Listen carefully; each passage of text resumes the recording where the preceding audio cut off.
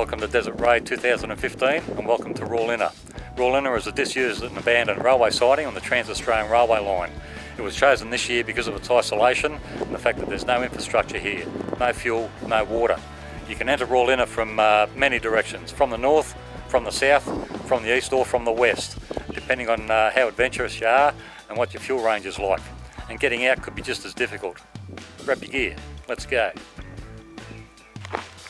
Welcome to Desert Raid 2015. First problem of the journey, I've just seen Robbo try and stop a bike like Fred Flintstone, put both feet down. Not quite sure what's going on there, but it was entertaining to watch. So, while you're trying to stop like Fred Flintstone, mate? Well, front tyre's blocked. Front tyre just blew? Yeah. Huh. Just as out in the corner. Wow. I've left my bike there just to warn crazies coming around the corner. Yeah. Just to say it was a bit scary.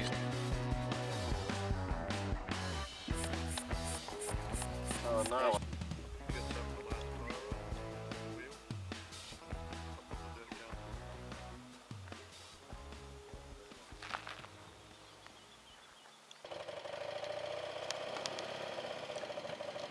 Rawlinna was chosen as a destination for Desert Raid this year as access was made a little easier using some better roads and tracks. The idea of this was to encourage a greater range of bikes to attend, including sidecars, and to encourage riders who doubted their experience to give it a go. This paid dividends with about 45 riders attending from around Australia.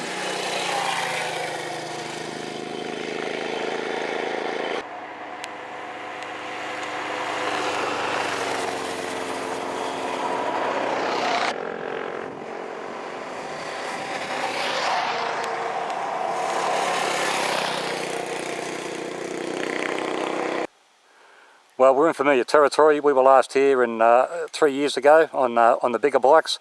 We're currently on the telegraph track between Norseman and Balladonia. It's about 200 kilometres long, fairly straight, and used to be part of the original telegraph network from Perth all the way through to the WA and South Australia border. Sorry? He loves it. Yeah.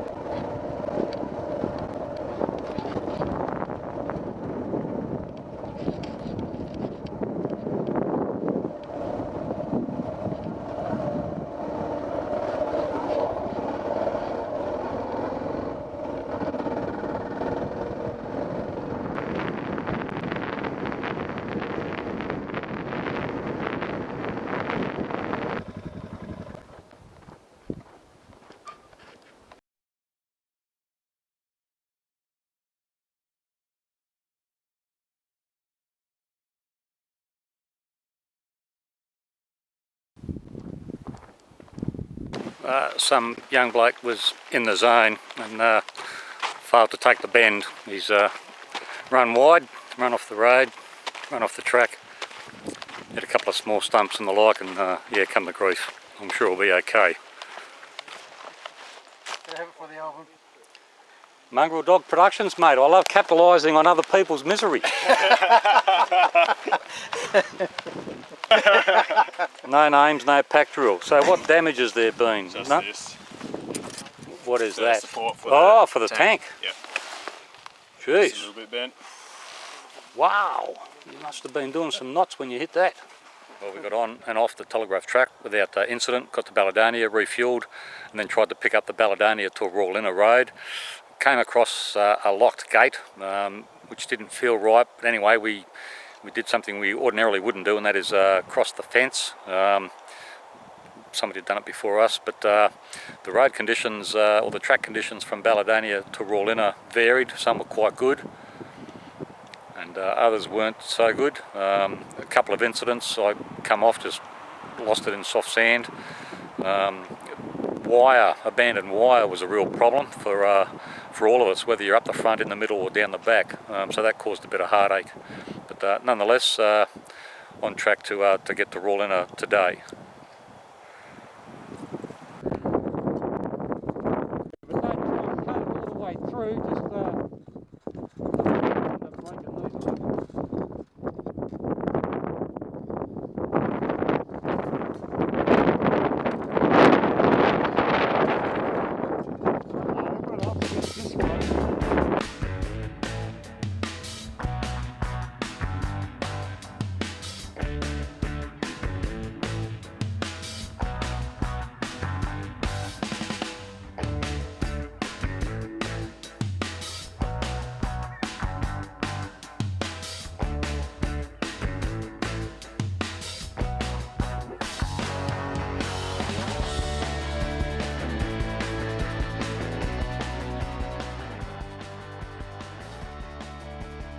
Since the introduction of concrete sleepers many years ago, there was no requirement to have maintenance crews stationed along the Trans-Australian Railway line anymore. Sidings closed one by one, with Rawlinna the last one to close some years ago. The only time Rawlinna comes to life nowadays is once a year when they have the Rawlinna muster, which sees a couple of thousand people attend each year.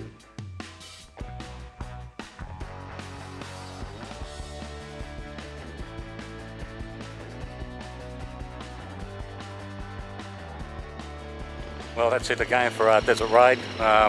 Everybody's starting to pack up and head home. In our case, we're heading north to Warburton, about 650 kilometres away. It'll probably take us a couple of days, and it looks like there's some other small groups taking the same way out of here on the Connie Sue highway.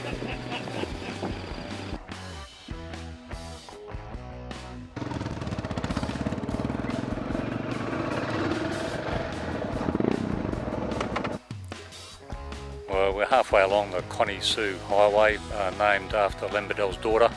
We're about 350 kilometres north of Rawlinna at Neil Junction. We've got about another 300 or so to go to Warburton. The conditions today have been varied again. Pretty narrow, rocky track initially, and then it opened up to a fairly good wide road. And we were also introduced to the first of what's going to be many sand dunes. In particular tomorrow, there's about a 90 kilometre stretch of sand dunes, so that'll be tiring. Well, currently still on the Connie Sue highway, this time between Neil Junction and Warburton. Some of the conditions have been pretty challenging. There's some really heavy corrugations, obviously sand dunes, and Jamie's hit a stump that was on the side of the track, and he's done quite a bit of damage to one of his soft bags, one of his panniers. But we'll have a bite to eat, and then we'll keep heading north.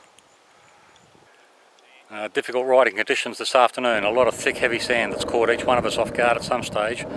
But, at this rate, it's unlikely we'll reach Warburton today. We'll have to pull short, I think.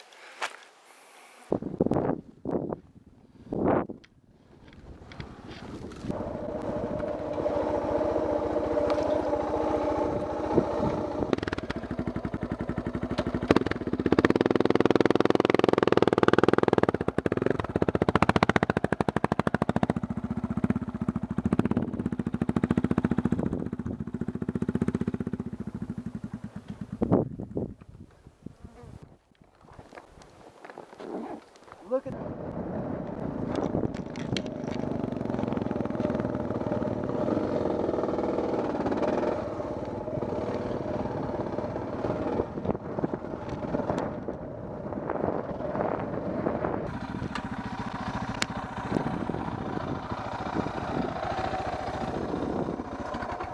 That's what I told you to go first. That's what I told you to go first.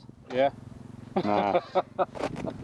I didn't expect it to turn away. Nah, I did notice that the original track went over to the right. Yeah. I've seen that.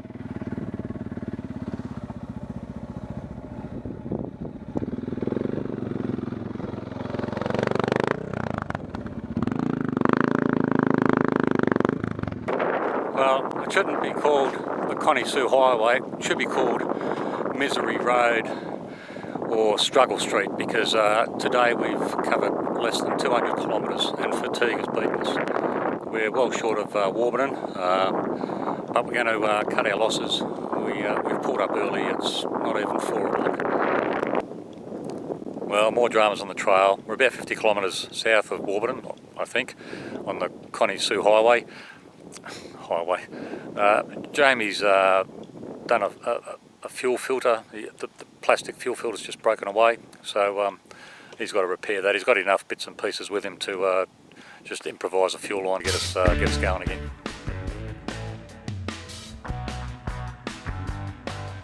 Everybody knows that camels aren't native to Australia. Nevertheless, they are perfectly suited to the Australian outback environment. It was the camels and the cameleers that opened up the Australian outback. Progress and development took their usual course. By the 1920s, the camels' working days were numbered. Roads, railway lines and airstrips were built, and eventually the camels became redundant. Even when they were still working, some camels in Australia escaped or were simply let go. Now that they weren't needed anymore, large camel herds were set free in the Australian outback deserts and have since multiplied to about 600,000 in number.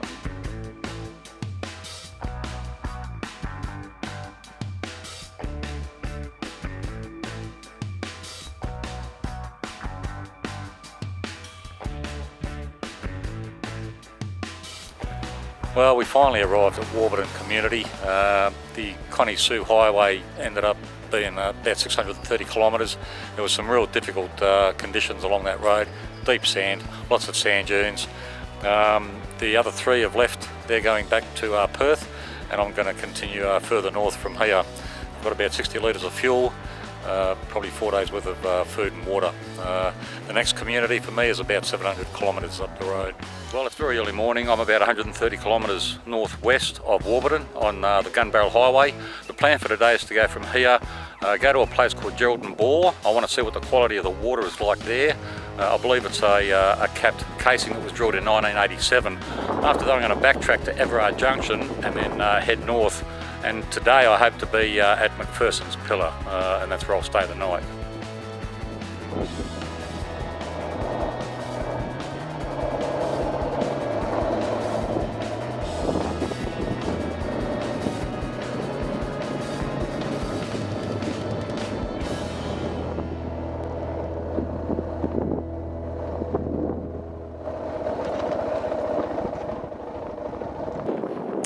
Well, I'm currently standing atop Mount Bedell on the Gun Barrel Highway, obviously named after Len, who was responsible for opening so much of this part of Australia in the 50s and 60s. There's the Gun Barrel Highway continuing north, as seen from Mount Bedell.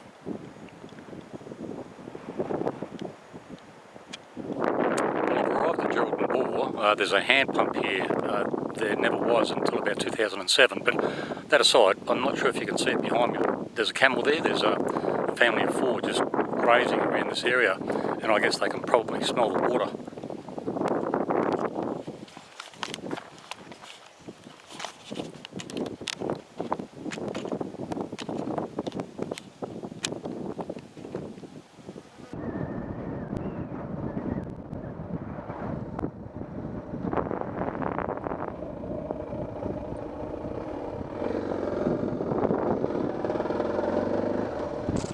Well, I never expected this. So I'm at Everard Junction, which is the intersection of the Garry and Gun Barrel highways. I've just opened a visitor's book and it says here, left here on the 18th of June 2013 by Connie Sue Bedell. On behalf of Gary, Jackie and myself, we hope you enjoy your travels on Lynn's roads. Be safe. So there you go. She's obviously, and Connie Sue was the daughter, she's obviously travelled some of these roads herself later in life.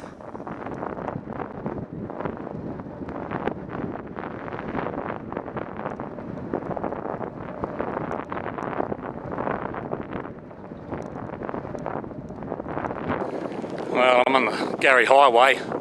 Once again, yeah, they call it a highway. It's just a twin track. I've only just been on it for, I don't know, 15 kilometres, I guess. Just had a bit of an off, fairly major off. Landed hard on my right hip, busted the screen on the bike. Other than that, we're all good. But yeah, that's rattled my nerves a bit because I don't know how long this goes. Well, I don't know how long it goes as a twin track anyway. It's a couple of 100 kilometres to Coonawarrigi, which is my next fuel stop. So I hope it ain't all like this. I'm going to be sore tomorrow. Well, I've been continuing north on the Garry Highway. I'm going to turn around, cut my losses and go back to the Gun Barrel Highway and then continue west to Carnegie Station because this track doesn't look like it's going to improve, and it's going to take me about 2 days to get to Coonawarrigi at this rate. It's narrow, it's rocky, it's sandy, it's got slappy sticks, it's got everything you don't want on a track, so I'll turn around and start heading west, I think. Well, last night around the fire I repaired my windscreen that was busted in 3 pieces. Drilled the holes using a heated temp peg and a few cable ties. Looks brand new. Well, I'm still currently on the Gun Barrel Highway, but I crossed the Shire boundary, the Shire Rawlinna, back a little way, and at least this stretch has had a grader over it in the last couple of years, so the conditions are improving. Well, I've arrived at Rawlinna. I've completed the gun barrel, refueled at Carnegie Station on the way through. From here, your adventure finishes. I'm going to keep going for a few more days, but just remember one thing before I go. Work is overrated.